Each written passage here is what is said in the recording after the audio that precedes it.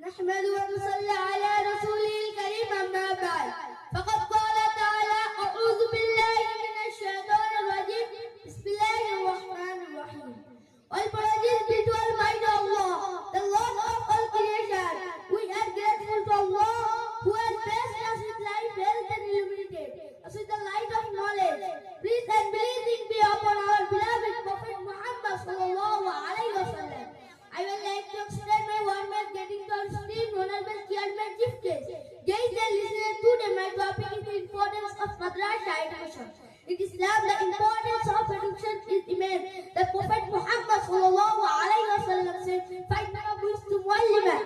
I have been sent as a teacher to emphasize the necessity of education for all humanitarian Muslims seeking knowledge of the religious. Consequently, the holidays of Islam is difficult like that alone, and so but established with the fit students to convert Islamic knowledge. It is critical let the Muhammadan for religious. Education will eventually enter into the madrasa system. A standard method may have changed over time the fundamental principles of education remain untouched on the other hand. Religious education who is focused on understanding. But please on this please from divine education this from. Of education who is focused on understanding. Since our education is best for human.